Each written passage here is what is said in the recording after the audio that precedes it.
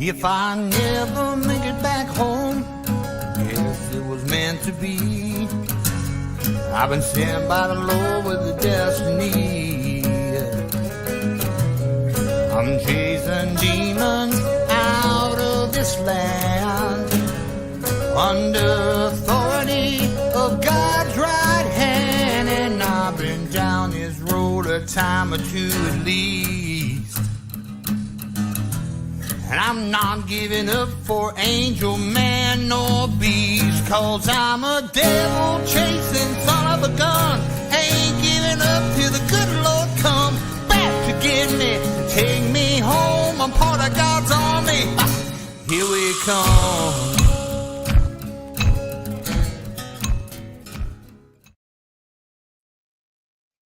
And here we are. Hey, what's up, folks? Vicki Joy, Tom Dunn.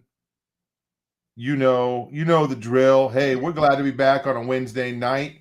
Only about 2 weeks away. Can you believe that, Vic, from the Strangeland Conference? That's hard to believe. Time flies. I know. When we announced it, it was so far off. And I was like, I got plenty of time. I got plenty of time. Now I don't have plenty of time anymore. It's going to be here in 2 weeks. We got a bunch of things to wrap up. And we have we got some work to do. So please keep praying for us, folks. And there's some things that I need to wrap up by next week. Because I have to have my talk ready, because I'm speaking Sunday morning. I'm not going to be able to do that like I usually do, like last minute on Saturday night, because that's going to be the conference. So, folks, there's work to be done. And hey, in case you didn't know about it, in case you've been hiding under a rock, Strangeland Conference is coming to Mansfield, Ohio. Go to throughtheblack.com, click the Strangeland slide. 14 days, Vic. Oh my goodness. Yeah, we're going to be there. So everything that you need is right here on this website: the address, the hotel, the schedule, the speakers. You can get the streaming, okay? The bios of the speakers. Folks, yeah, it's going to be a good time. I had a great conversation yesterday with Mike Spalding, and he just gave a little bit of a hint on his talk opening up the conference, why revival tarries. And I'm like, okay, this is really good. I am so glad that he's starting off the conference. It's really important with this talk. And you know what? He was talking about his conference coming up in a couple months, Go Therefore. And he doesn't speak at his own conference. So it's going to be cool. Hey, Pastor Mike speaks at our conference. So yeah, there you go. Go Therefore Conference. You guys can go over there to gothereforeconference.com and get registered and see all the speakers. That is coming up in July 25th and 26th. So down in Brookville, Ohio. How many times have we been down there? Oh, man, countless. Yeah. Second home. Super cool. Super cool. You know, I remember the first time I went there was like the same week that Paul and Katie were like moving to Ohio or something like that. Oh, really? Yeah. So they missed the conference just by a few days. Oh, wow. But they were busy. They were busy heading east. Most people head west. Yeah, right. Not anymore. No, it's crazy out there. People are heading east. It's crazy. Heading into the middle. Heading center. Right. So, hey, guys, Strangeland Conference coming up. Also, I want to remind everybody, Freedom Encounters are happening every Wednesday. So the way that you get signed up for a Freedom Encounters, send us an email at throughtheblack.connect@outlook.com, and we will get you scheduled, okay? We did actually 4 Freedom Encounters today, 3 over the phone and 1 in person. And, man, we had great conversations with people. And it was cool. We got to pray with people and walk people through prayers. That's what we're there for. Again, nothing special about us. We're just there as friends to help you guys walk through this prayer. When you got to fight demons, you get brain fog. You get you get distracted, okay? You don't know what to say when you're in the middle of a battle. So that's why we help you, and we can pray over you. We use the authority of Christ has anything attached itself, we command it in Jesus' name to get out. Okay, as Russ Dizdar used to say, ekbalo, right? That's what Jesus would say. I think about that all the time. Yeah. Ekbalo and cosmic router. Yeah. So we want to help you guys. So we do those every Wednesday, and it's first come, first serve. So if you want an appointment, send us an email, and we will be glad to pray with you and talk with you and encourage you and all those things. Okay. So we had a great day just talking to people. And you know, it's interesting. We talked to people in different parts of the country, and they had very similar needs. They didn't know each other. And one of the things that we're seeing is people are isolated, right?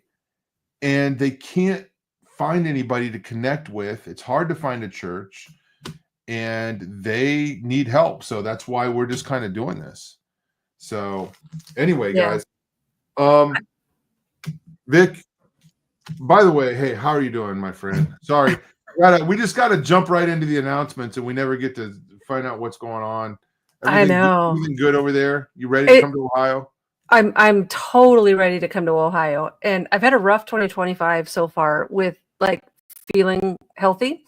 So I've been tired and stuff, but I'm prepared. I'm super excited. I think about coming to the conference every day. It's like that thing I'm looking forward to, and I can't wait to see all my friends that I only get to see a couple times a year. And I'm pretty much, I think I am where I need to be for preparation for my talk, because I've got like the bone, like the skeleton in place. And, you know, I think it's always best to kind of leave room for the Holy Spirit to fill in the flesh once you're up on stage. So I think it'll be good.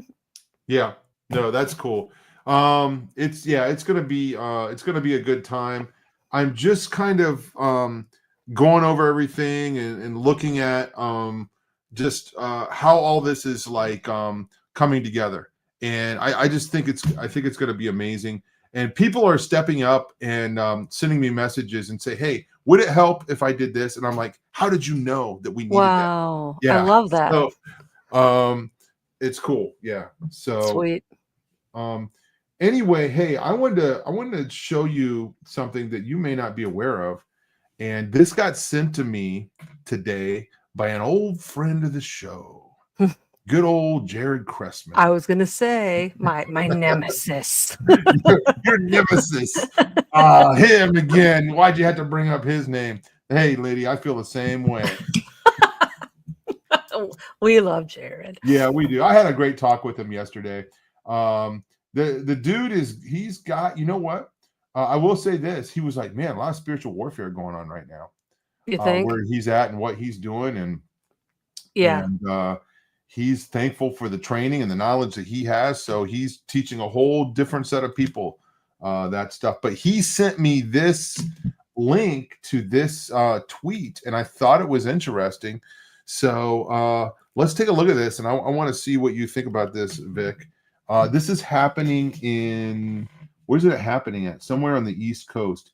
Hidden in the news headlines today, you'll find a bizarre story of the Maryland legislature voting on a resolution to absolve past practitioners of witchcraft and purge their convictions.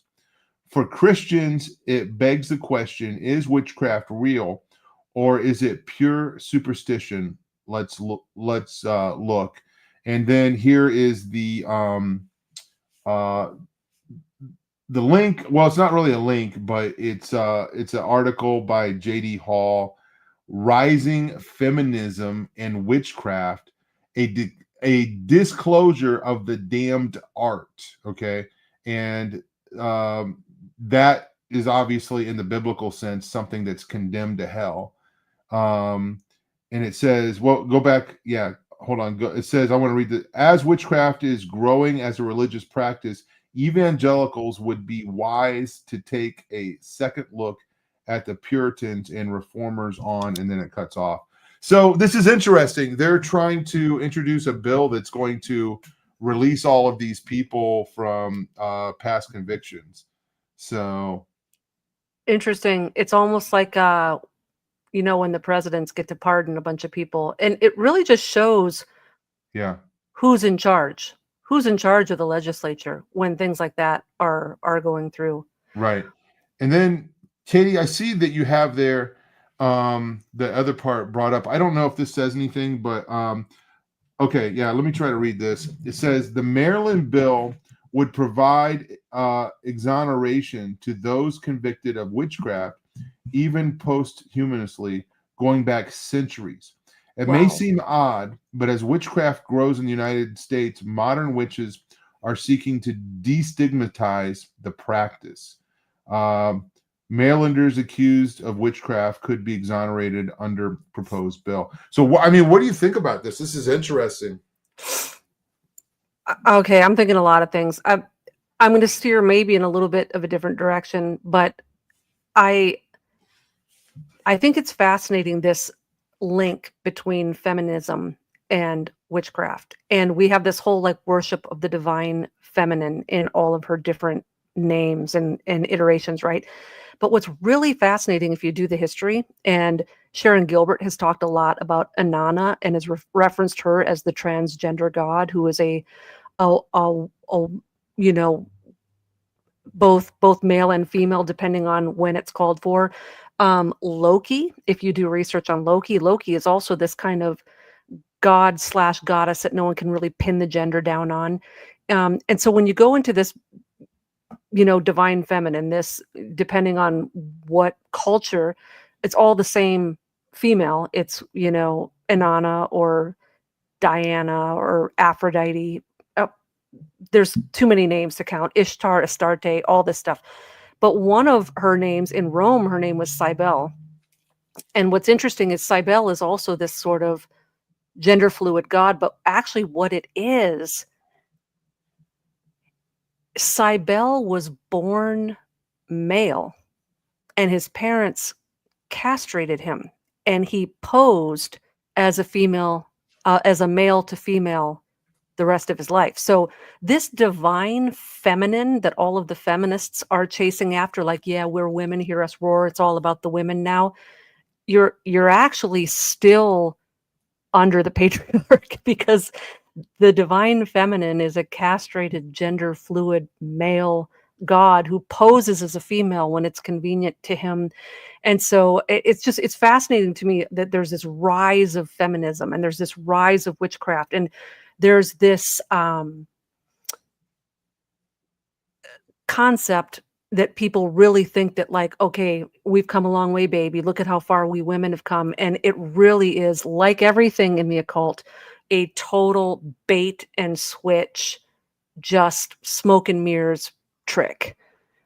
You're still under the patriarch, ladies. You can go out and buy your ERA t-shirts and hats, and you can burn your bras, and you can do all this stuff. But in the end, you're following after a castrated male who's dressed like a female.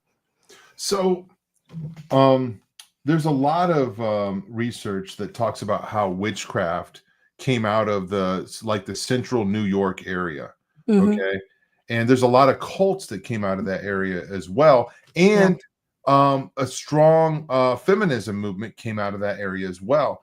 And I wonder what those OG original feminists would think about the feminists of today embracing men and women's sports. I kind of think that they would totally go along with it. I don't know. When this Like the diehard feminists, not your average woman that wants, voting rights. Yeah.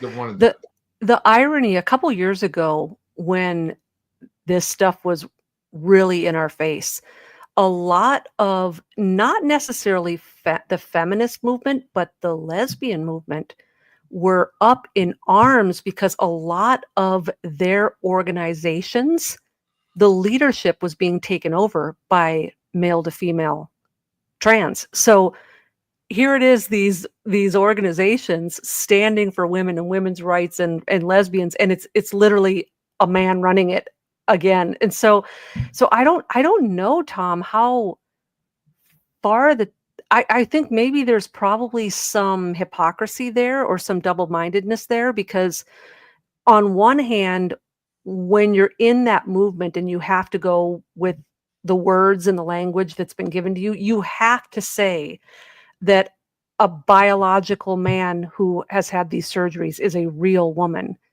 But when that real woman starts infringing upon things that belong to women, then you start to see some frustration because they're not allowed to stand up for themselves anymore unless they break the code and start saying things that they're not supposed to say. And so, like, an example, in case none of this is making sense, is it's the party line for decades has been, if you're a man, you can't say anything about abortion, because what would you know about being a woman?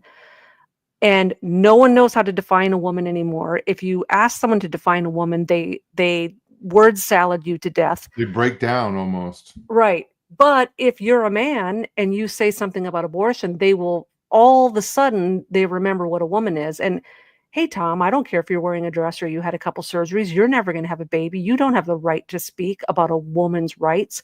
So all of a sudden, that's when it comes to the surface that they really ultimately don't believe what they're preaching either.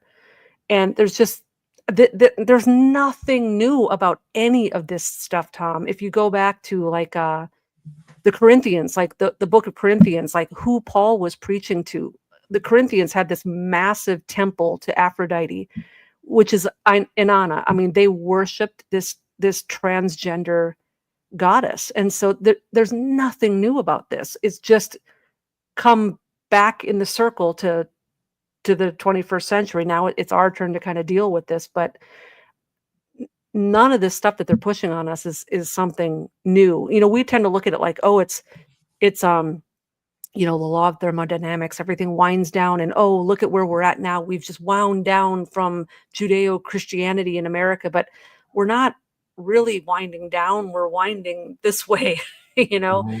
And if we tarry another, you know, 200 years, we'll probably be right back on this. But all of our history will be lost, so people will think that they're going through it for the first time. And I'm not even talking about all the mud floods and all that stuff, Tom. I don't know what I think about that stuff. It's fun to read, but I'm just saying, I'm more making a comment on Ecclesiastes, where the wisest man who ever lived said there's nothing new under the sun. That's all I'm saying. Josephus writes about a transgender, like a militant transgender group that was going around killing Christians, if I'm correct. Whoa. Yeah. And don't ask me where it's at in Josephus. I saw it once. Jared actually showed it to me. He told me about it, and I said, where is that? Then he gave me the reference, and I looked it up, but I don't have it marked or anything. It's in there. If anybody has it, let me know, because I've been looking for it ever since. And I asked Jared, hey, do you remember where that's at? And he's like, no, I don't remember. Vic, listen to this story. This story was told to Rob just a couple weeks ago. So there, I don't know. I'm going to be careful how I tell this story, but there was an individual that walked into an establishment. Okay.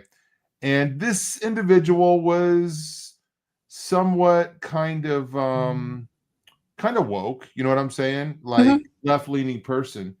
And they went into this establishment and they had a book. The book was a Harry Potter book. Okay. And they basically got berated and attacked for having a Harry Potter book. Basically, like saying, what are you doing reading that garbage? Get that out of here. That's not welcome here. And these people were ultra left. And they reject J.K. Rowling, because J.K. Rowling says that there is a difference between boys and girls. Now, J.K. Rowling, by the way, she made Dumbledore gay, you know, just for whatever reason. I don't know why. It's not like she is the darling, you know, of the writer or anything like that. Okay. Or she has Christian values or anything, you know, but they hate their author Messiah, because I mean, you've heard this stuff before, right? Yeah. I just heard a secondhand story that happened right here in my town. And it's all I can do not to call this place out because they're so mentally ill woke that they attacked a guy for having a Harry Potter book in their establishment. Yeah. And I'll say this, it was a coffee shop, but I mean, Yeah. what do you think?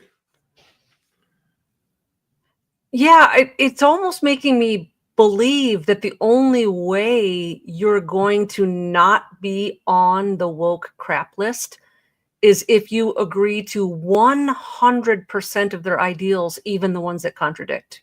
And that it's an impossible standard to uphold. And it's getting to the point where it's so confusing. Like there's so many contradictory messages. Like, J.K. Rowling was the darling for so long. Mm-hmm. And, she's writing about the occult. She's got gay characters, but now she's off the invite list because why again? I can't even keep up with it. They're burning her books. Yeah. Because she says that there's a difference between a male and a female.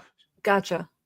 And she's a TERF. I forget what TERF stands for, but I haven't even heard that. I got to get up on my Gen Z lingo. Yeah. TERF. Oh my God. Exclusionary. Oh, stop. I forget what the R stands for. Feminist. Yeah. Anyway, so we're trying, folks. You know what? I'm glad I don't know what a TERF is. I'll be honest with you. I feel old, man. I've gotten to that point, where I'm like, kids, can you understand what they're saying? Yeah. I was like, I was never going to get to that point, but here I am. Oh my goodness. Yeah, TERF. Oh my gosh, I'm so sick of the acronyms, Tom. Yeah. I can't keep track of them, and I honestly don't care. It's some serious mental illness, but there's a message over. Okay, here we go. Define trans exclusionary radical feminist. Radical. Yeah, so still a radical feminist, but a trans exclusionary radical feminist. Okay. So, which means ultimately that you're bad in their eyes. I'm sad to say that makes sense to me. I mean, it doesn't make sense because, but see, this is why it doesn't make sense to me, Tom.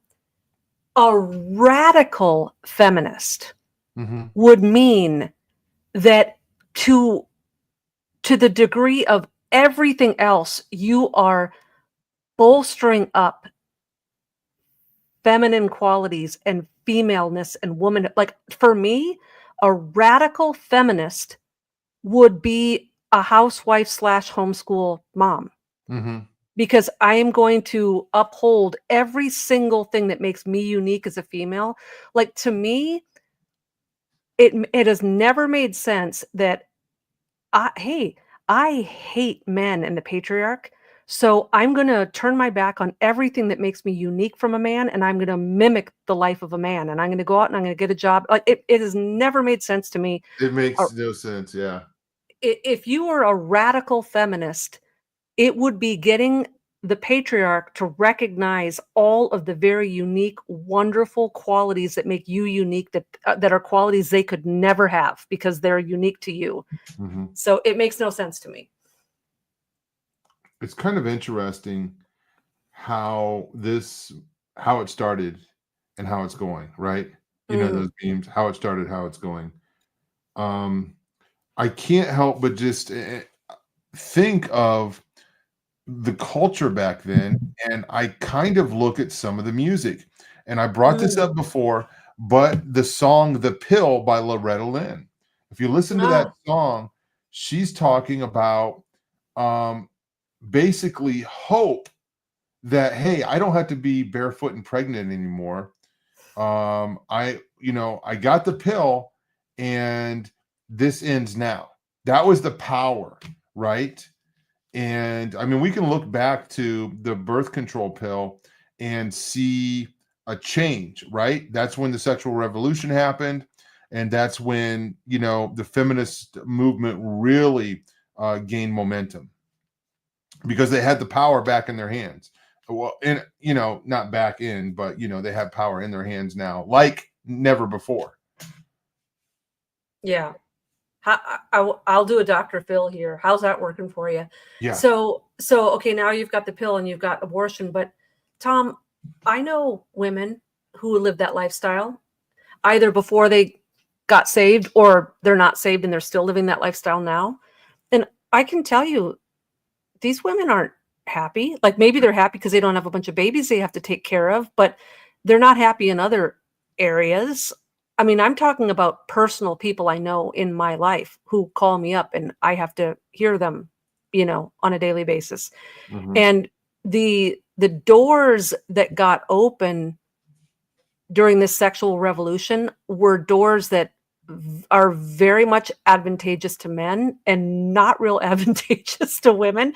Because now it's like, hey, as a man, I would be like, cool, I don't have to marry this woman and I don't have to commit and I can get whatever I want and there's no ring and I don't have to work and I don't have to have kids. I don't have to support a family. That's what I mean by work.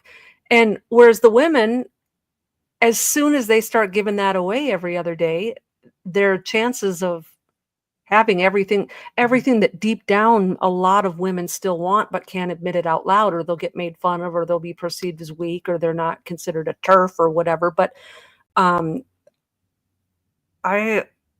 just think that women have royally dug a pit for themselves. It's like cause and effect, and it makes sense. How everything has been flipped upside down and just totally twisted God's beautiful plan. Yeah. The people that I know, the women that I know that are fulfilling their feminine roles are very happy. Mm-hmm. I'm not saying that you can't be happy if you're not doing that. You know what I'm Right. saying? Right. But God had a design, and it's a good design. Yes. So I will even go as far to say that it's perfect. But obviously the enemy came along, and look who the enemy went to. And this is not a hit on women's intelligence, okay? But I think this is telling, and Paul writes about it as well. Okay. So and I mean, obviously, look who was standing there with Eve, but there's a lesson to be learned in this dynamic and how when you play it forward all the way up into 2025. Yeah. So we just have a variation on that scene just over and over and over and over again. Yeah. Yeah. It's a complicated topic because, there are a lot of women who have been hurt or abused. And I can understand how this kind of a talk would be very triggering because we don't live in Walt Disney fairy tale land where everyone lives happily ever after. Like, I get that. Vic, you're right. No, and that's another reason why we're in the situation that we're in, is because women have been abused. Yeah. I didn't mean to interrupt, but I'm just agreeing with you. Yeah. Yeah. So yeah. I was just going to say my life right now, I'm 52. I love my life right now, Tom, because I've just decided, like Paul, that I'm going to be content in every circumstance. Okay. And so I'm pretty resilient, no matter where I am, if I'm making good money, if I'm not making good money, if I'm living with people, if I'm not living with people, if I'm living alone, if I'm with, family or roommates. I've just determined that wherever I am going to have joy in this life, dang it, because I don't want to be miserable and unhappy. And I took me a long time to get through hard things in my life. And I am determined that I will be joyful in whatever circumstance. However, if you went back and talked to 11-year-old Vicki and 13-year-old Vicki and 15-year-old Vicki and 20-year-old Vicki and 30-year-old Vicki, she would have told you, I want the fairy tale. I want to get married. I want to have kids. But it didn't happen, Tom. And it's not because I was avoiding it or I'm a feminist or whatever. It didn't work out. The guys that were asking weren't Christians and different things like that. And so I understand, Tom, and sometimes I'm even conflicted because sometimes I am fearful that I am a poor witness to Jesus Christ because I'm in this lifestyle that people Mm, could portray as feminine. Like, she never got married and she never had kids and she's working this job and she's doing that. Dude, I'm just surviving. I'm yeah. the Lord is laying out my paths, and this is what he's laid out for me. I've determined to be happy and I love my life. But sometimes I do worry when the enemy gets in my head. Like, if you really were a biblical Christian, you'd be married and you'd have kids. And so he torments even those of us that Mhm. love him and are not in that situation. He torments us. And it's not always that he torments us like, I wish I was married and I can't be happy. Sometimes the torment is, oh, wow, you're just a 21st century Babylonian Christian, aren't you? You know, you think you can have your cake and eat it too. It's very interesting how the enemy has his tactics for married women, single women, divorced women. He's got a different little tactic for each one of us. And it's not necessarily what you think it is. Not every single woman who loves Jesus is laying around crying every day and scrolling through, dating apps. Like, some of us are very, very happy the way we are. And it's too far down in the game to like radically change what you've been used to your whole life. But he still gets us. Even the people that have this gift of singleness and live it out very happily, don't think that that means the enemy doesn't have his ways in of tormenting us as well, because he does. Vic, I am so glad that you said that. And folks, we are going to talk about numerology. That's what the thumbnail says. But I am glad we're going down this road. This wasn't planned, but this is what happens when we start talking. And I think what you said is so important. And we don't want to take away anything from anybody, male or female, that is single. Okay. Even Paul himself said, hey, you know what? If you want to marry, but I think it would be better if you were like me. Right. So, and hey, if you do marry, you will have trouble, and amen to that. Okay. So, that's just the truth. Mm. Anyway, yeah, Vic, I think that we're probably going to get messages on that one right there. What you said is important. It's going to speak to people because people are struggling with that. And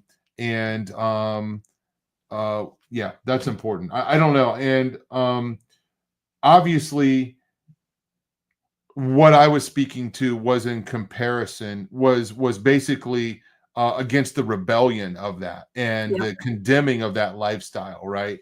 Yeah. So that is basically hell on earth for these people, and they can't even admit, that they are they're miserable, Mm. Yeah. Yeah. and No, totally understand where yeah. you're coming from. And yeah, I don't want to say anything self-deprecating, Tom, but I will say God knows us better than we know ourselves. And I can look back on it now and probably say, whoever the guy was going to be, you should be counting your lucky stars, because I don't think it would have went real well, man. I don't know how well that would have went. Oh, dude. Oh man. Yeah. I would probably be friends with that guy. He'd probably be calling me. He would. Oh my gosh. Oh my He'd be like, word. dude, you don't know what it's like. I mean, even just the dynamic I have with living with my dad, I think this kind of selfish entitlement would not work in a marriage. Like, I would definitely have to be pulling my weight a lot more. and Mhm. and I just think about it and I'm like, sometimes I actually get a little sad because my married friends, the marriage definitely sanctifies, and it forces you into paths of humility and sacrifice and lack of selfishness and things. And sometimes as a single person, because you can do whatever you want whenever you want, and there's nobody saying, but that doesn't meet my need. So I know that in some senses, some of my Christian friends have a more fully fleshed out character than maybe I do. And you know, I guess there's pros and cons on Mhm. both sides. It's just, my mom used to tell me this when I was young, like when I was in high school and, was all giddy and boy crazy. And she would say, Vic, you had better learn to be a really happy, content single person, because whoever you are single, you will be more of married. And she said that, and then my dad would tell me, Vic, there's a whole bunch of pros and cons being single. And when you get married, all those pros and cons go away. And then you get a new set of pros and cons. So it's not like it, because when you're a little girl, Tom, you really do think some guy's going to come in and do everything for you and fix everything and solve everything and defend you every time something goes wrong. And that we're so like Disneyfied. We women, we're so Disneyfied as children. And it's such a wake-up call when you get older and realize that the Prince Charming of, there's a reason why they lived happily ever after. The movie's always cut out right after the wedding, right? It's like Disney doesn't want to show you what happens after the wedding.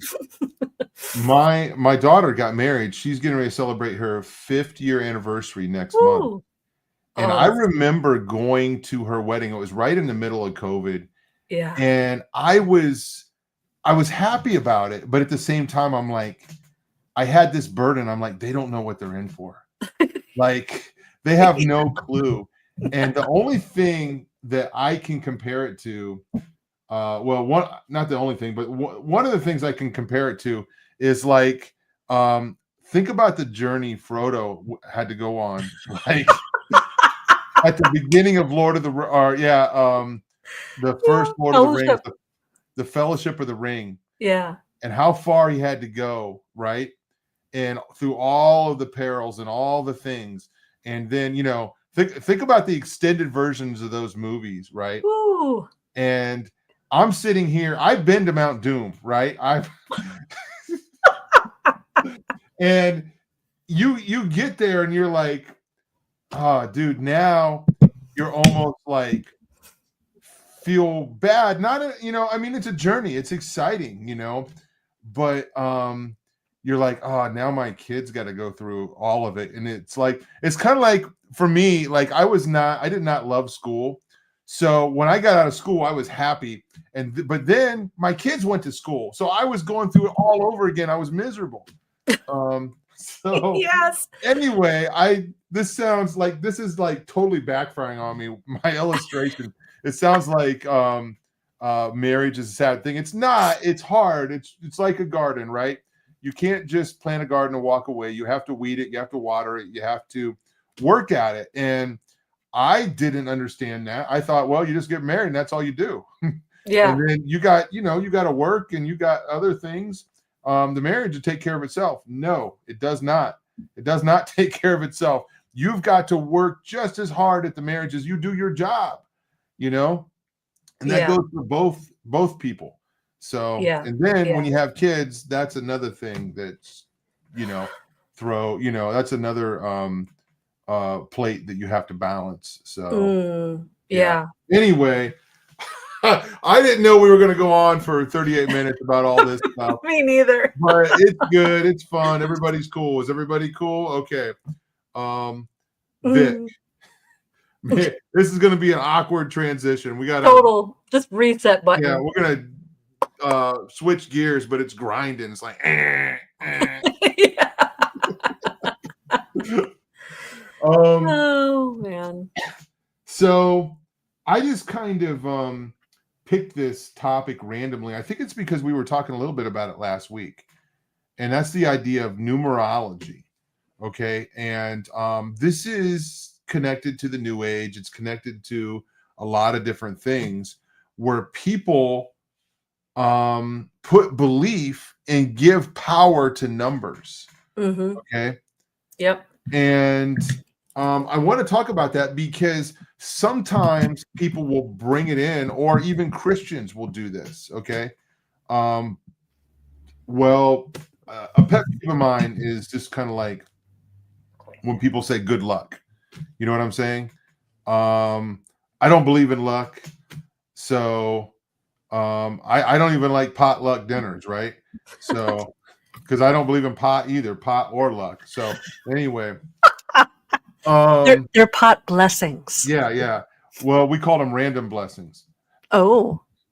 So anyway, this idea of luck, of power in numbers, I think numbers have great significance, obviously, in the Bible, right?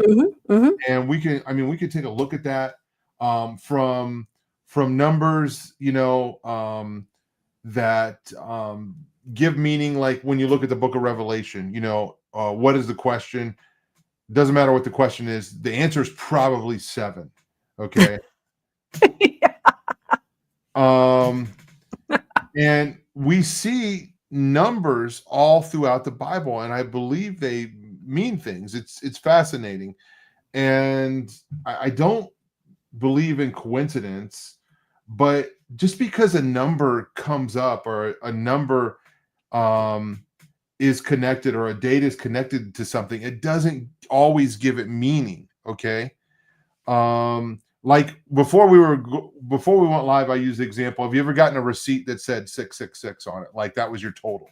Okay. What does that mean? Probably nothing. It probably means that your food came out to $6.66. Okay. I wouldn't look too much more into that. I mean, Vic, what do you think? So what if I am at a Mexican restaurant and my bill comes to $6.66 and I ordered the Diablo salsa? Now you're understanding. Oh, yeah. So another one I get a lot, Tom, this is a trendy new one. People see the 1111s everywhere, right? They see it on the clock, but they'll also see it like timestamps on the YouTube videos, or they'll see it on signs. And there is something to it in that there are a lot of people that see the 1111s, but there's also something that we have to recognize. Even if someone out there is planting all of these 1111s or whatever, it's some sort of trigger number or some sort of mind control, the fact of the matter is our brains are designed as pattern recognition devices. And so if anytime we see a pattern, our brain is going to fixate on it. And so that's why I might look at the clock every single day at 2:57 and my brain's not going to register it. But if every single day I look at the clock and it's 12:34, I'm going to go, man, every time I look at the clock, it's 12:34 because it's 1, 2, 3, 4. And my brain has recognized a pattern. And so it sticks.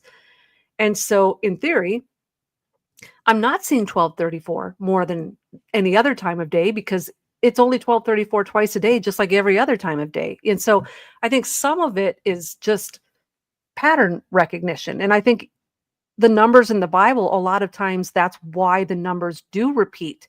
It's a pattern recognition. Hey, maybe Moses being in the wilderness for 40 years and Jesus fasting in the wilderness for 40 days, maybe there's a connection there. Maybe that number is there for a pattern recognition so that we can see the fulfillment of prophecy. And so there's a difference between it being a number being magical or it having the ability to evoke something or create something, so much as our brain just, when it recognizes a certain number is showing up over and over and over again, it's our brain's way of saying, take a closer look at this. There's deeper meaning here. It's just like it's another type of a language. It's communicating facts and things to us. But this whole idea that it's somehow ex nihilo creating things out of nothing, I think that at that point, especially as Christians, we're getting distracted.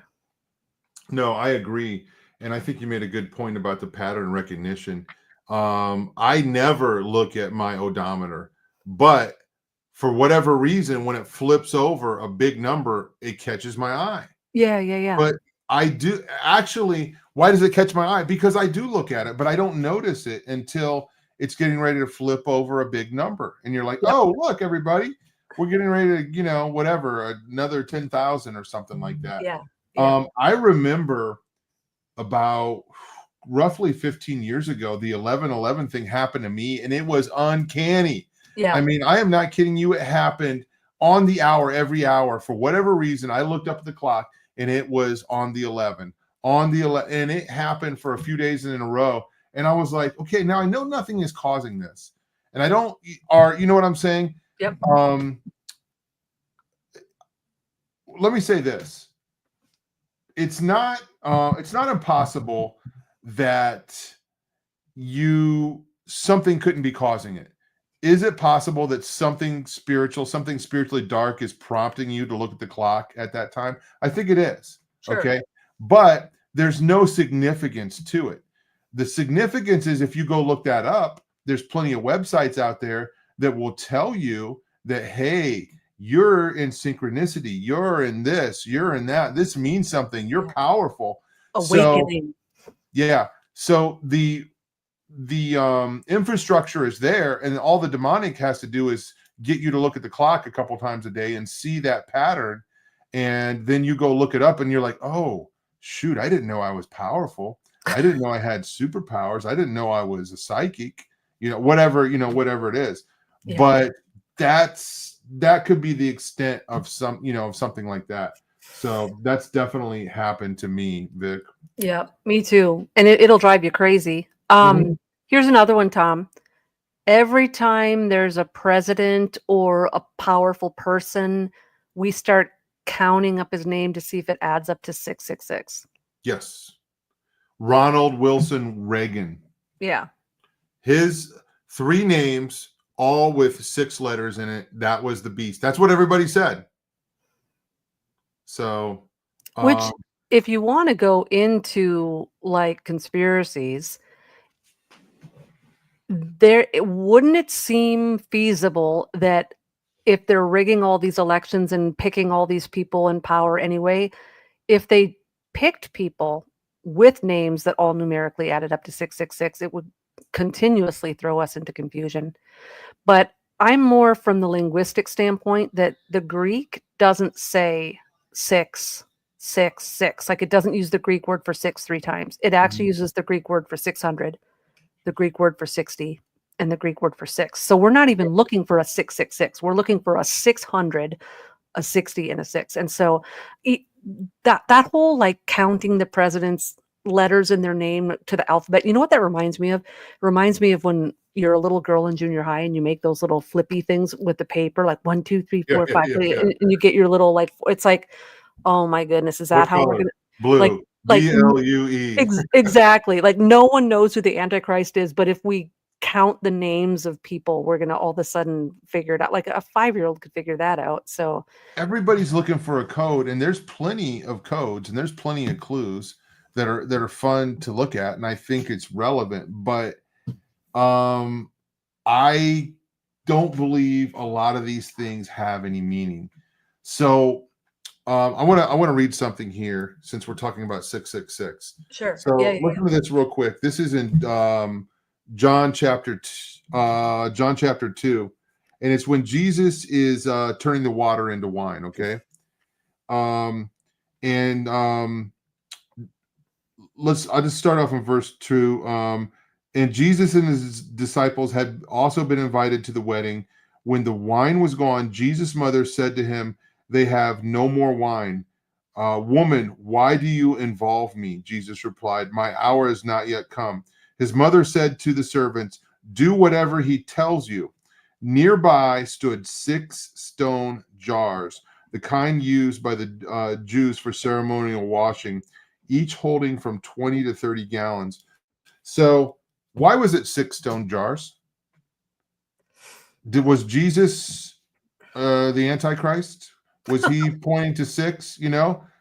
I mean, numbers have meaning, So if we were to go and be that, what am I trying to say? Legalistic, on some of this stuff, then you could read into, 6 here or 6. But I think it is significant, and I think it has meaning, right? And 6, and it says in Revelation that it's man's number, right? This is a representation of man, so it has meaning. But anytime it comes up, it doesn't mean that you're cursed, that the devil's going to visit you at 3 o'clock in the morning, or whatever. Yeah.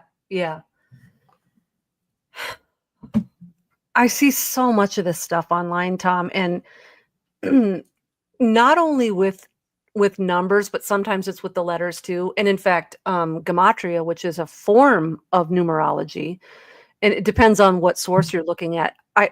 True gematria is that there is a number assigned to all 22 letters of the Hebrew alphabet, but generic gematria now is extended to it doesn't have to be the Hebrew, but I think originally it was. But anyway, I see things too, and this is like a big pet peeve of mine, is when people take English words that phonetically sound like something else.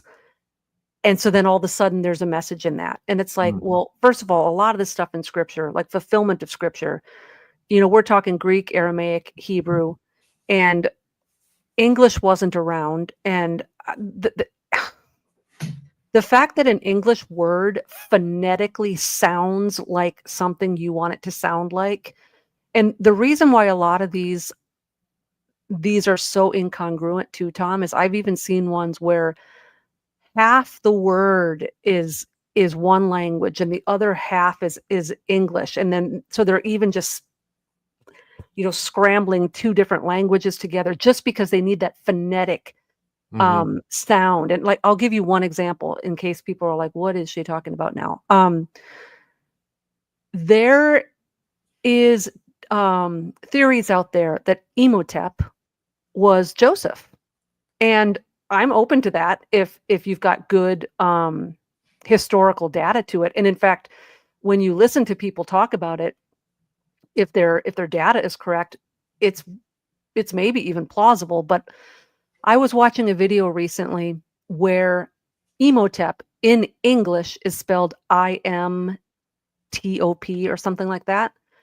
And so there was a whole entire thing put together that because it starts with an I and an M, which are English, modern English letters, that coincides the I am in English, which doesn't coincide with the tetragrammaton in the Hebrew.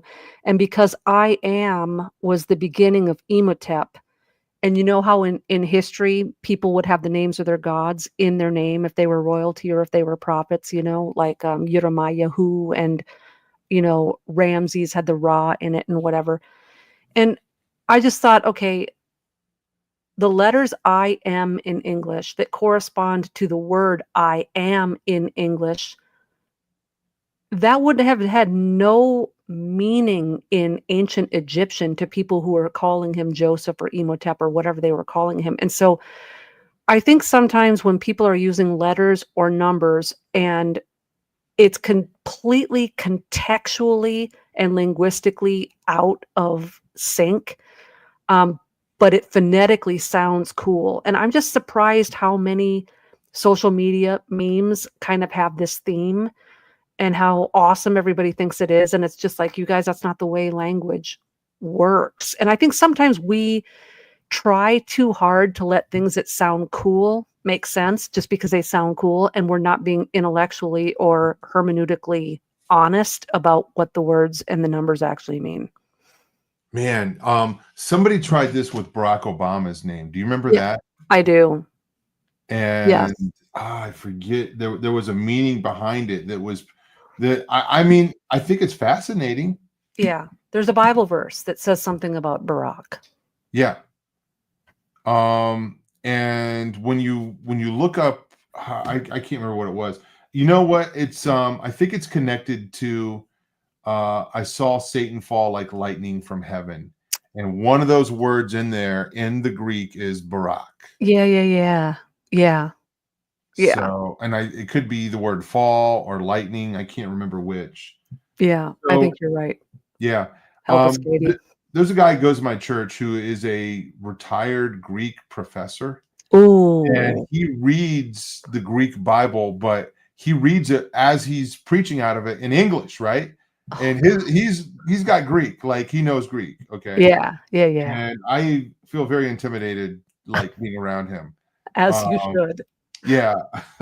But he said he was actually preaching on Sunday morning, and he said, one of my pet peeves is when people say, well, in the Greek it says, because Greek has words like English. For example, trunk. This is the example he used. A trunk could be the trunk of a tree, or the trunk of a car, or an elephant's nose, or a suitcase.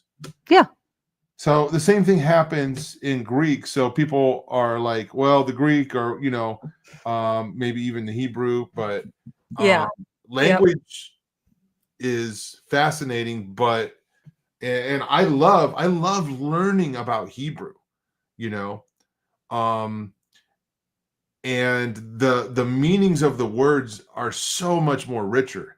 And it's I think it's important to learn these things, and I think it brings even greater clarification to the scripture when we learn them. But I'm nowhere near beginning to understand any of these languages.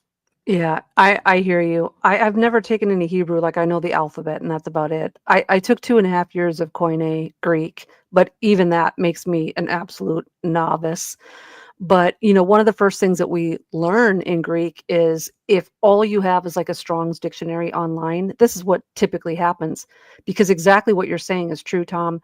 You can have a Greek word that means 4 completely different things. And what people do is, instead of looking at the exact conjugation of that word in the verse, they just go to the list of words and they pick the one that fits what they want it to say. And you can't do that. Like, you can tell by the suffixes and the various like things that you're adding to the word in context. You can tell exactly which of the words. And in fact, the Greek Strong's makes it even easier for you. You look at the basic definition, and then what you're supposed to do is you go down into the Thayer's section, and there's all the different definitions, and they have all the references of the Bible where that word is used, and you have to find the exact reference that you are looking at. So if you like, definition A, but the Bible verse that you're looking at is it down listed in definition C, you can't say it means A. Yeah. And so there's just not a lot. I don't want to say there's not integrity in the translation. It's not that people are attempting to be deceptive. It's that Koine Greek is an extremely nuanced, layered, huge language. And if you don't know Greek, you're not going to know it by looking it up in the Strongs, And so Right. I really do wish we were in a church age where, as part of the education, as like part of going to church, instead of a Sunday school, we would go and we would learn these languages. And I know, Tom, not everybody has the brain to like learn languages. And in fact, even my brain, Tom, I'm good at learning dead languages. I am not good at learning living languages. I took French in high school for 2 years and for a semester in college, and I was terrible at it. Even with like my English degree and knowing everything about the parts of speech, I'm terrible at learning languages if they're living, like, conversational languages. And so I know not everybody has the brain that wraps around learning languages, but I mean, Vic, I barely speak English, so I spoke pretty good English until I turned 50. Now it's not so good, but all the brain fog coming in, man. But I mean, we have this like ancient love letter from God, and very few of us really, really take the time to like decode it. I mean, we should be spending every waking hour like, I want to figure out what this is really saying. And we are so like, I always steal this from Michael Lake because it was one of the most life-changing things I ever heard. We modern people are separated from the context and the culture, the linguistics, and the history and the geography of the text. And so we are so far off of a lot of the things that we think we just know. All these things, that traditions, we believe what our parents believed and what our grandparents believed, and they believe what the great grandparents believed. And it's all this,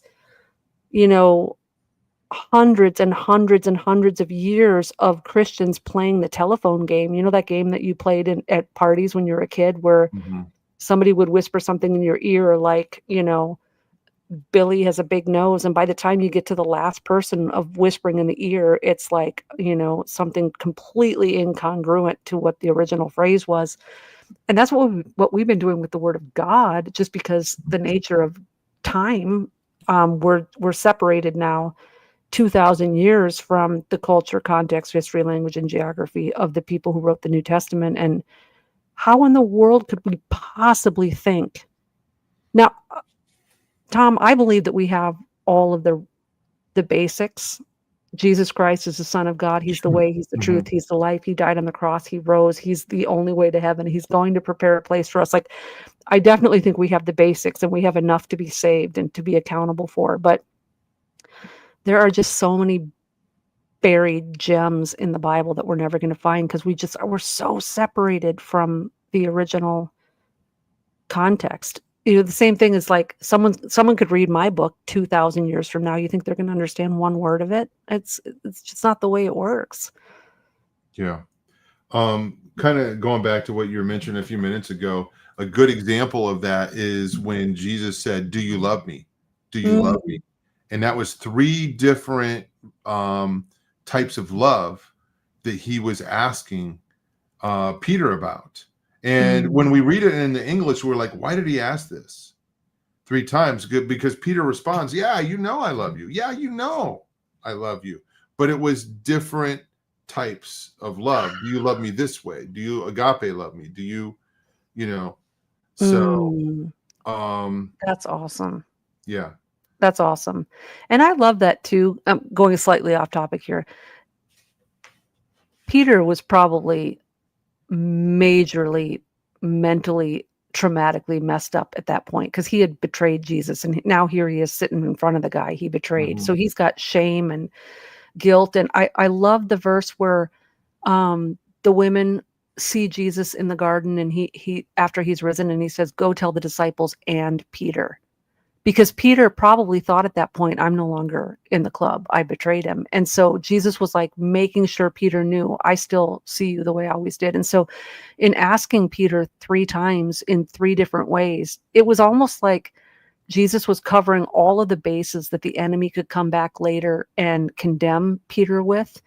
Oh, well, you said you loved him, but you didn't say you loved him this way. And, it's just, there was so much compassion there. Like, Jesus wanted Peter to understand that he was fully forgiven, and he was still in the inner circle, and he was still had plans for him, and he was still part of the discipleship. And Peter, he remained firm until the end. And I just love those little details. Because I had never heard that before, Tom, where it's 3 different kinds of love. And to me, that just makes me think like how compassionate Jesus is. Like, I'm going to cover every base so that when the enemy comes back after I'm gone again and tries to talk Peter out of this conversation we had, he's going to know, like, no, I firmly said 3 times that I loved him in all of these ways. I love that about the Savior.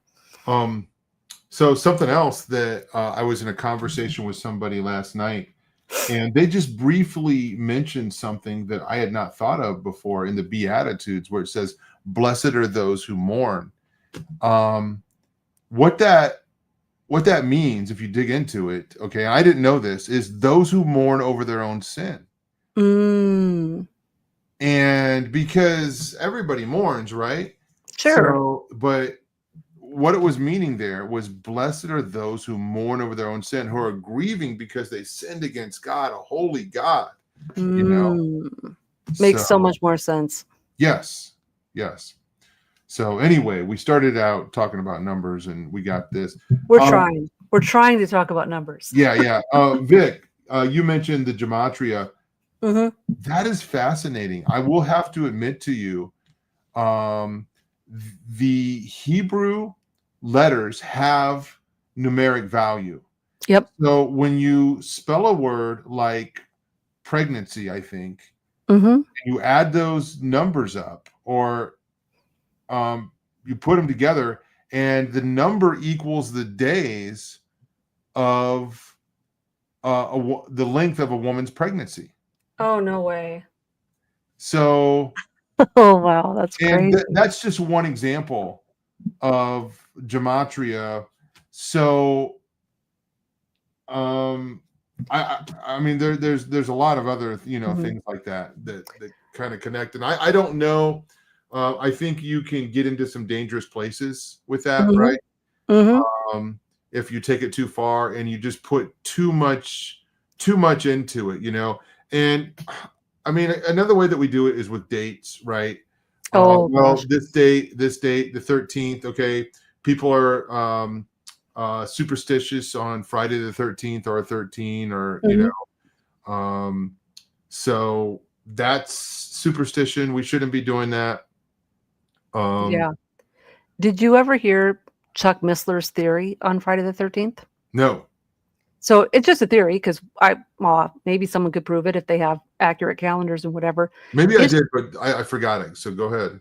his theory was that Friday the 13th was the date that all of the firstborn in Egypt were killed Hmm. because of before the Exodus. And so that the Egyptians forever, like the same way we do now with 9/11, or we used to do with, is it December 6th or December 7th for Pearl Harbor?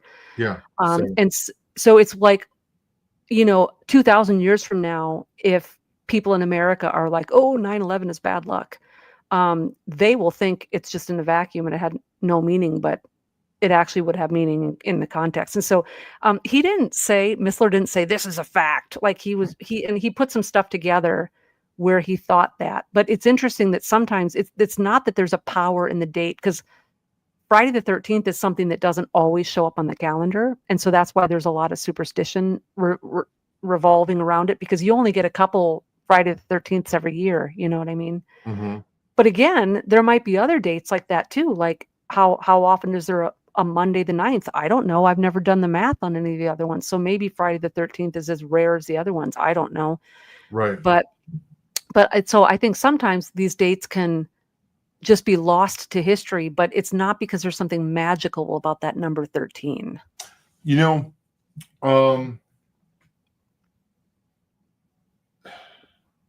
so I don't know how to step into this, but I want to talk about this for a minute, because numbers are very important to Satanists and occultists. Okay. Yes. Masons, Kabbalists. And somebody that would be born on a ritual day would Yes. have great special significance, great honor.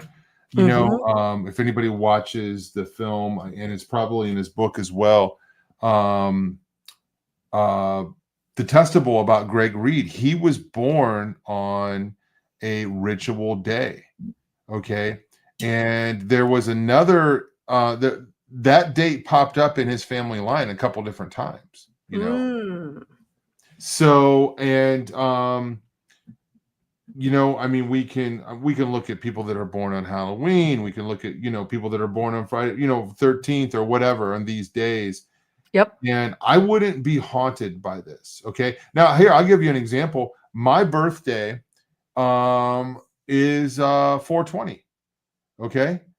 So, which is Hitler's birthday. I remember when I read that in a book in high school, or I was in junior high, I think. I can't remember. But I was doing a book report, and I was going to do a report on Adolf Hitler. I didn't think anything of it back in 8th grade. And then I'm reading it, and he's born on April 20th. And that spooked me. I was like, oh my gosh, he's got my birthday. What does this mean? And that is that's considered a high occult day for a lot of people. Mm-hmm. And you know what? Okay, so here's another thing. I was almost born in Germany. My parents were in Germany when I was conceived, because my dad was in the army.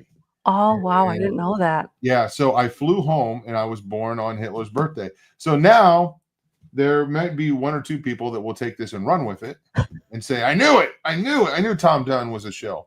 So, but Oh, no. yeah, I had no control over when I was born. But you know what? 365 days in a year, we could probably find, somebody crazy born on your birthday too. So Absolutely. So I'm glad you brought this up. Because I got a story for you, but I will tell you, same thing with me. My brother's birthday is the date that all of the leaders go to Bohemian Grove every year. My dad shares a birthday with Edgar Allan Poe. Yeah, And I as he share a was. yep, and I share that makes sense. And I share a birthday with the actual real date that the Declaration was finalized and signing, because it was July 4th. They had a few more signatures and stuff. So yeah, you can go on and on. It's the same thing with people that are like, oh, I have Rh negative blood. I have to be a reptilian. I'm a Nephilim. And maybe I can't even be saved. I mean, there's these things that we can take to the extreme. But to your point too, because the occult finds significance in these dates, there might be no significance whatsoever as to whether or not that's our birthday. But if they find out that's your birthday, they might come after you. Yes. They might seek after you. And I'd be really surprised if you hadn't heard this story, Tom. Vanilla Ice, Yes, I was the gonna go there. Go okay, ahead. Tell the okay, story. I knew. Yep, he tells this story where after a concert, he was approached backstage by this like group of Satanists that were like so desirous that he join their little cult or their coven or whatever it was, because his birthday's Halloween, and they thought that that was extremely significant, and he just thought the whole thing was crazy. He was telling the story like it was funny, but that does give you some sort of insight into how important they think things like that are. Yes. Yeah.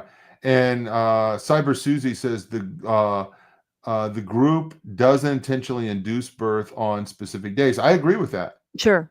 Yeah. And they will go to great lengths to do that. And even conception.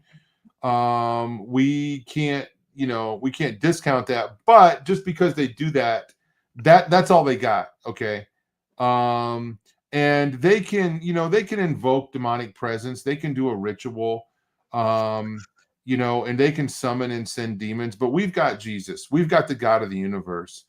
And all they got is a date, and they've got some numbers, and they've got rituals, but we have the blood of Christ, the risen Savior, that cancels out all of those things. So Amen. Yeah.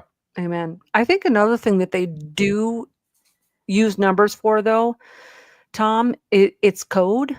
And so I think a lot of people are privy to this now. So a lot of people are looking for this when they're looking for false flags. So when they see something in the news that has happened, whether it's a shooting or like some sort of a disaster, people are now privy that a whole bunch of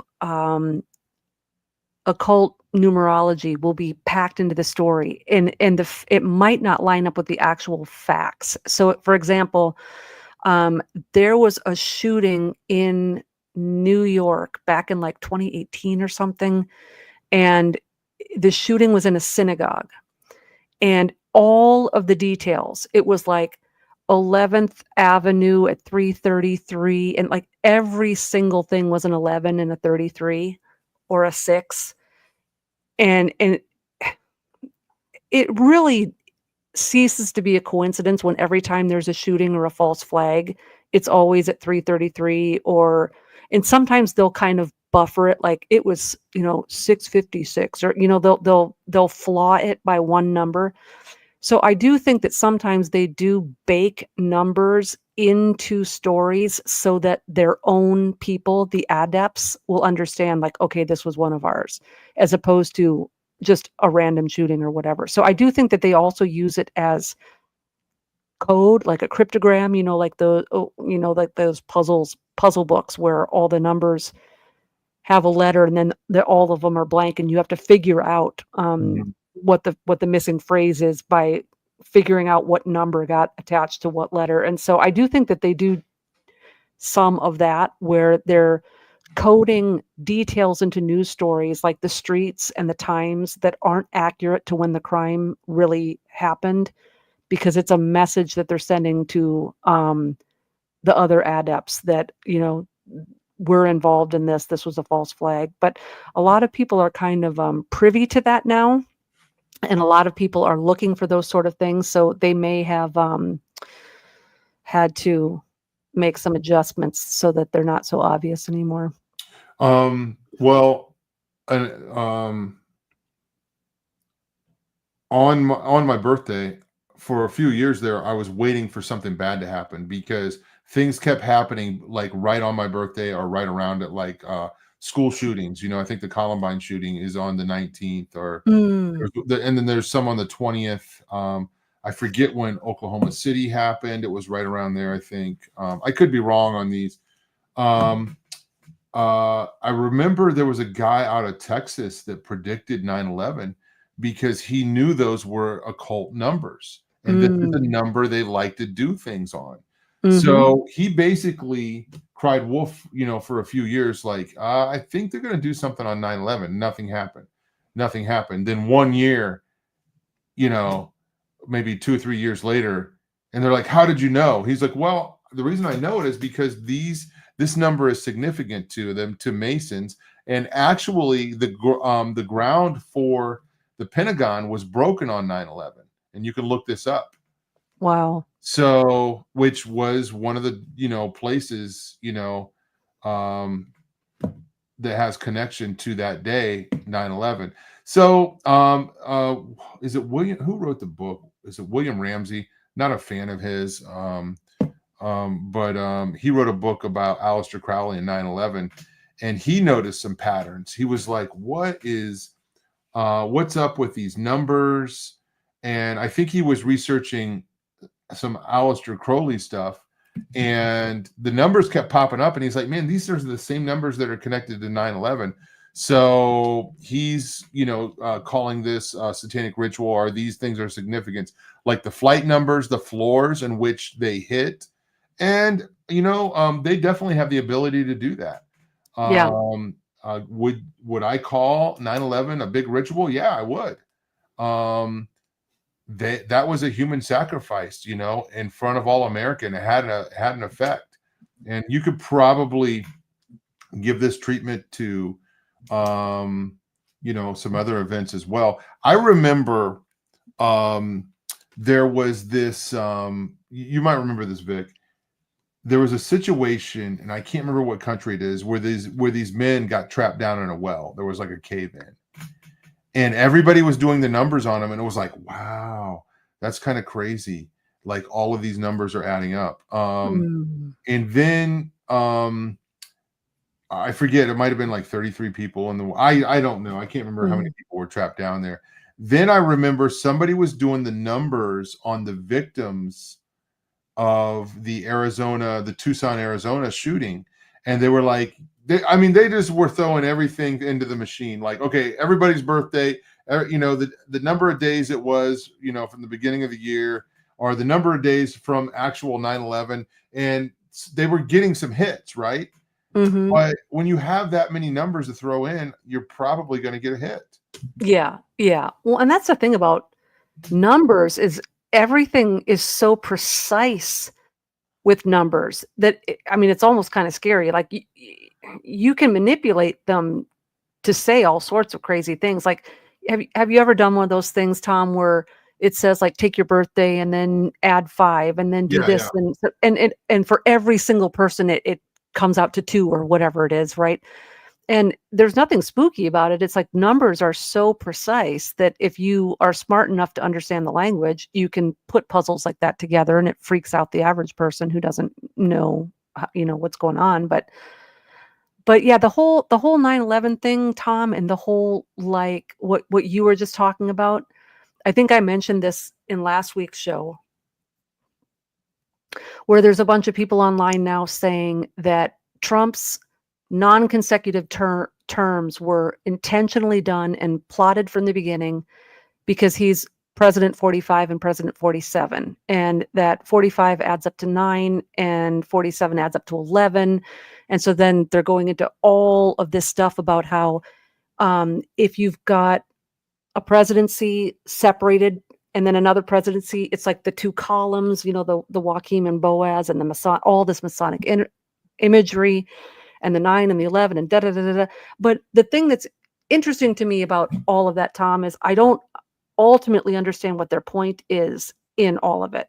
And if it's just the classic, he's the Antichrist, I'm just personally sick of every single United States president since, for the last 50 years that I've been alive. Every single one of them was supposed to be the Antichrist. And I'm kind of sick of every president having to be the Antichrist. I'm a little tired of it, but anyway, Yeah, yeah. It cried wolf too many times. And in the end, will the United States president be the Antichrist? Or because 90% of Christianity is already looking in that direction, my guess is it's that the Antichrist is probably going to be somewhere where we didn't expect it. Like it might, I'm thinking he's not going to be a United States president yeah. myself, but I don't tend to think so because everyone has their eye on that. well, hey, Um, you know what? Before I knew anything, I will be honest with you, I did think Barack Obama was a candidate. But I had some good, very uneducated reasons for that. So Yeah, I think a lot of people, the one thing with Obama that was the first time in presidential history, at least that we know of, is whenever someone would say it's Reagan, it's Carter, it's Bush, whatever, I'd say, well, it says that he's not interested in women. And so when people started saying the stuff about Obama, and I was like, well, I can't use that anymore mhm. since he's married to a dude. Oh man. The thing I'll tell you what, I saw Barack Obama in 2004 and I got creeped out by him because that's when he won that state Senate seat. And Oh. I saw something on TV. I remember where I was. I was in Indianapolis, Indiana, and I was with my dad. He was getting treatment, and we were in a hotel room. It was the year that Bush got elected again against Al Gore, the second time, I think. Okay. And Barack Obama popped on there, and I was freaked out by him. And I said to my dad, I said, "Did you see that guy?" I was like, I was like, that guy could be president. And then 2 years later in '06, he was on the cover of Time magazine. And when I saw that, I freaked out. Oh my I goodness. freaked out. I'm like, what is happening right now? What was it about you? What was it about him that stood out to you? His charisma. Ah. His charisma, because I was reading about it and I didn't understand anything back then, but I could feel myself being sucked in. Like Mhm. Mhm. my brain is telling me, intellectually, hey, this is not good. This guy stands for everything that I don't like, but my heart was being pulled, like wanting to like him. Mm. Mm. That's what was freaking me out about him. I mean, there was something, I mean, he was definitely groomed for that position. The whole thing, like, with his birth certificate and all that. It was planned out for a long time. There's no doubt. And I mean, we see this in, obviously in politics. It's very similar to what I'm saying about the Macron, the Emmanuel Macron and the Brigitte Macron. For me personally, I don't believe this about Trump. I think he is a cog in the machine, or he's a wrench in the machine. Personally, he's anti-globalist, and I get that from reading Gary Kah, 15 years ago, and he was at a conference with Russ in LA. Mm. But anyway, I reserve the right to be wrong. Not saying that Trump is a saint, but I didn't feel the same way. People feel about Trump the way that I did about Obama, and I think that's totally fine. If you want to feel that way. I was personally wrong about Obama. I wasn't wrong that he was going to do some evil things, but I was wrong about my initial hunch. Like, I think this guy could be the Antichrist. Like, Yeah. I really believed it, and I had conversations with my mom about it. And the magazine showed up in my place of work, and I took that magazine and carried around until I wore the cover off of it and warned people. I'm like, "Do you see this? There's something up with this guy." And I was not in a good place spiritually at the time. Mm. I was not, but it was like having an effect on me.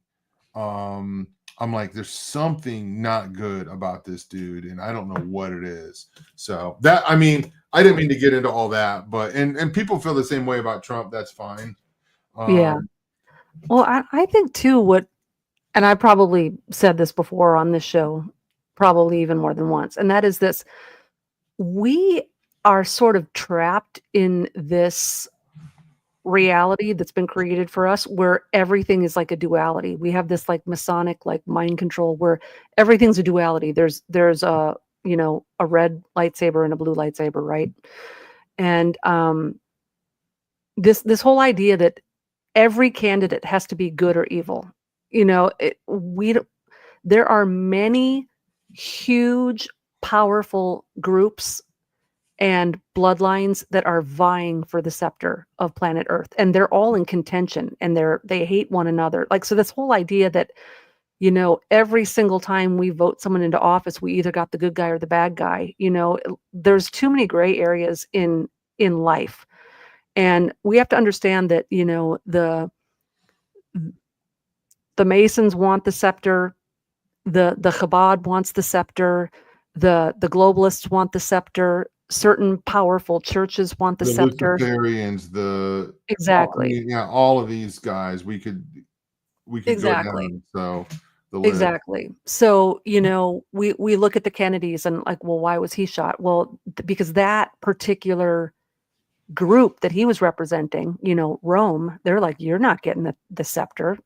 And so they had to take it away from him. And then, so I just warning people, I think it's okay to love and support and pray for a president and think, okay, I'm really happy this guy's president. But I think we have to stop thinking about our reality like it's Star Wars, where there's a good guy and a bad guy. And if the good guy's in, we're safe. Because I don't think we should ever, until Jesus comes back, feel completely safe, you know, in the hands of men.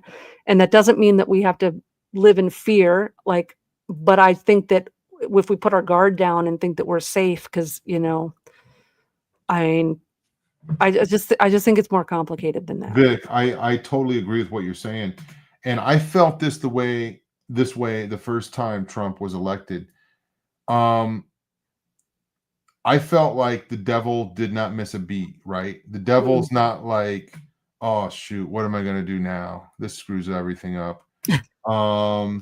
There were things happening that were uninterrupted as far as his plan, I think. I don't think totally, but I mean, and I mean, I agree with Russ. I believe we got a little bit of a reprieve. Yes, So, I do too. It could have been, you know, things could have been a lot worse, but just like think about Bush and how much how do we say the right was so deceived by him, right? He was a globalist. There's no doubt about it. And he couldn't get away with things that Barack Obama could get away with. Mm-hmm. So it made Barack Obama had all this charisma that he was able to do things that Bush could never do. And they were on the same page.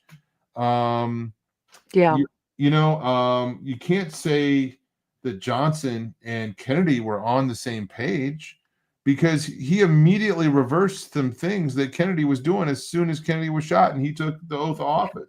Yeah. And I don't think you can say that Trump is on the same page as Biden, because I don't think we've ever seen a reversal of things like we have in these last couple of days. Yeah. But the devil's not missing a beat. There are things that are taking place, okay, to you know, to set this beast system, this new world order system up that we're not going to see, right? Yeah. And you know what I think is really important to remember as Christians, because we always know that everything is in the sovereignty of God, right? And so I'm looking at it like, no matter who is president, eventually both paths are going to converge and wind up in the same place. And we give so much credit to the enemy and to the Illuminati and to the Rothschilds and, you know, all this stuff. The fact of the matter is, all of this is going to come to a head because Jesus Christ foreordained it and prophesied it. It's because it's in the book of Revelation, and Jesus is setting up his kingdom, and what he needs to have happen before he comes is this kingdom has to rise. Like Daniel's prophecy has to be fulfilled. So I don't even look at it like, oh no, I'm in the hands of madmen and they're going to do this and they're going to do that. No, Jesus is going to do that. because he's setting up all the chess pieces. He's about to checkmate these people, whether it's 5 years from now or 500 years from now. I don't know. But what I'm telling you is these bad people are pawns. They think that they're building their kingdom, but no, Jesus is setting up the pins so that they can have this kingdom that eventually fails. He comes and takes over. And so all this stuff, this isn't Obama or the Clintons or the Rothschilds. This is Jesus Christ playing these people like a fiddle, setting up all the pins so he can come back and kick butt and be done with it. And so Jesus is in charge. I don't care who's president. I don't lose sleep over it.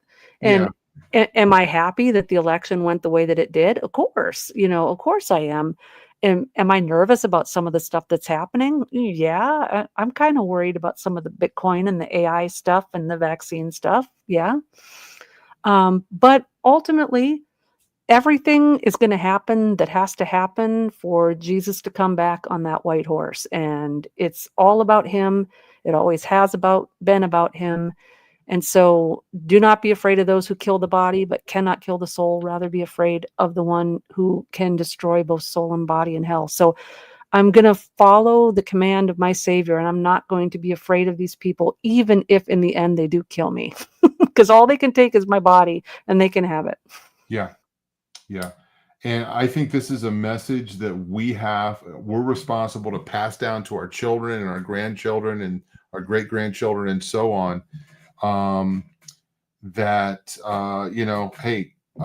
all going to end one day, and it's all laid out in the Bible. We don't know how it's going to end. One thing I want to comment on, and this is this is something that's, I don't want to say it's personal to me, but it's like a pet peeve, is when we hear everybody's in on it. Yeah. If everybody's in on it, that means that you're in on it, and that I'm in on it, and that Jesus was in on it, and that Daniel was in on it, and that Moses was in on it. So God shows in his word that he has people in government like Daniel who was not in on it, and people in government like Moses, like David, that were not in on it. Were those men perfect? No. Right.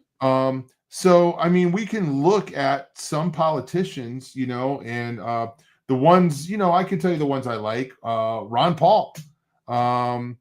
I like Rand Paul. So, but are they perfect? By no means. Okay. And I like the things that Trump ran on and the things that he's doing, but I sure as heck don't think he is anywhere near pro-life enough for me. But the list of things I don't like is a lot longer for the other side. Yeah. The only thing I think has happened is it's buying us a little bit more time. I don't know what it'll look like, but I don't think everybody is in on it. Like they're all going to the same rituals. Okay. Yeah. And they're, drinking, blood out of the same, goblet backstage at the White House or wherever. Not everybody is in on it, because if everybody's in on it, that means we're in on it too. So yeah. And reflexively, I think there's a lot of people in on it that have no idea they're in on it. That they think that, I mean, there are so many people in politics, in medicine, in NASA. These are people that are brilliant minds, and they really think that they're working for the greater good and they're doing things for humanity. I mean, I'm not defending them, but you could even say the same thing about the New Age. I talk to a lot of people in the New Age. They genuinely believe that what they're doing is helping people. They would be mortified if they knew what was lurking behind the masks of these angels of love and light that they're interacting with. And so I think a lot of people who are in on it do not even know they're in on it. Poor things. No, I agree. And God, he uses rulers at his pleasure, just like he did Nebuchadnezzar, just like he did Nimrod, just like he did Pharaoh. Yeah. Yep. So yeah.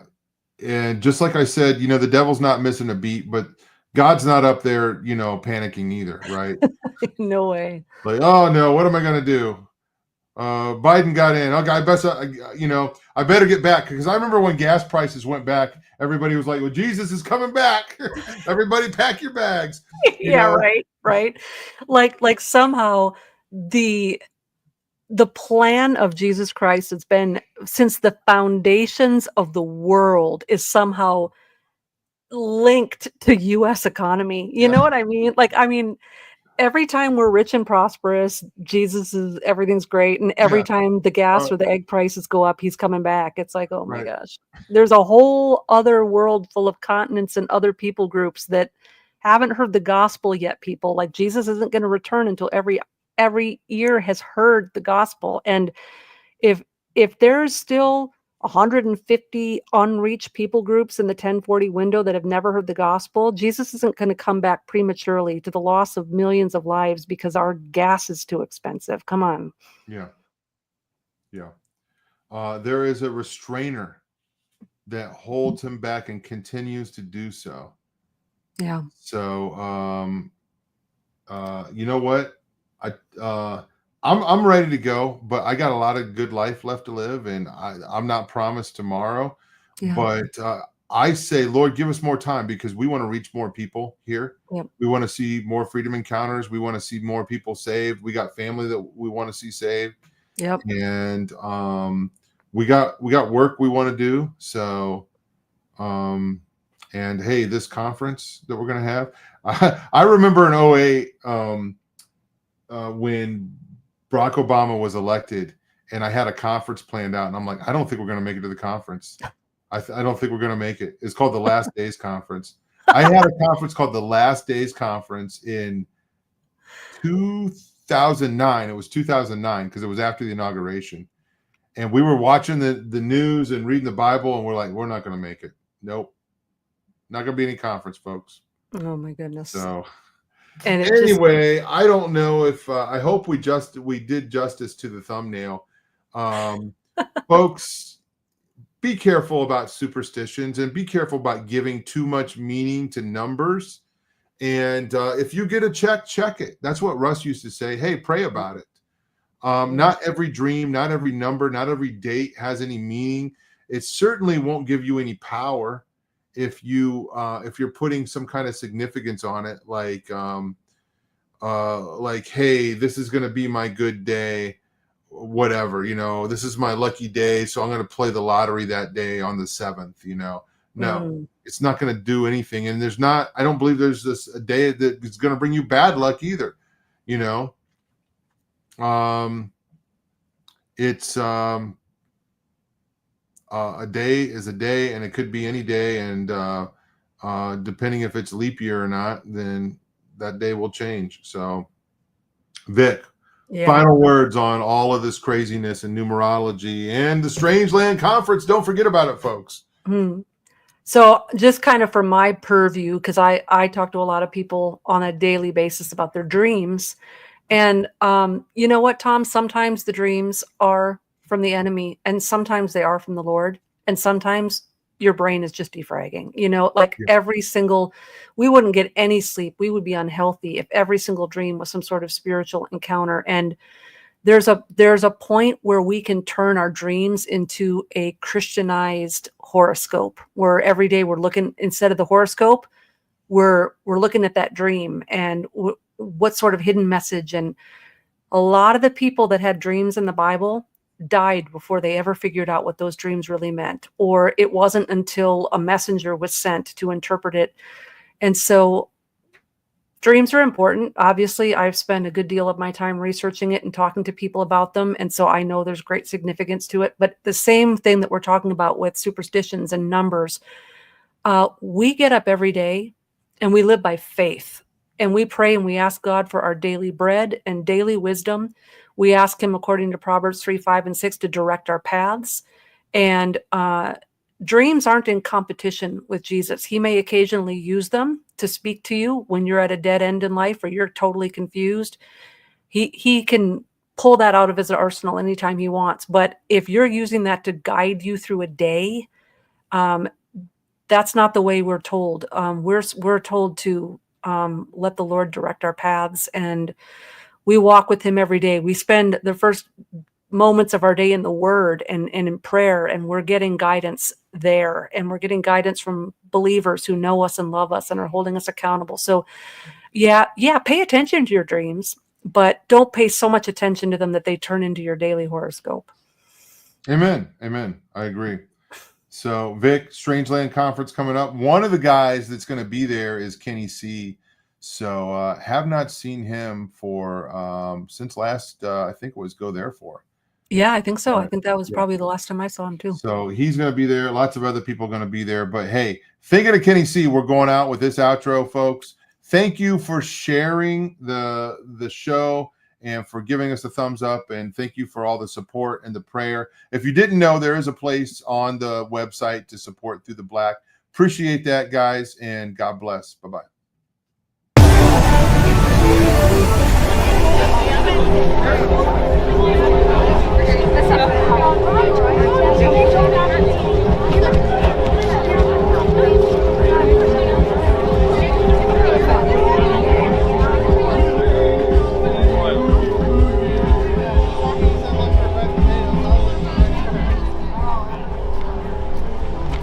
Show's over, guys.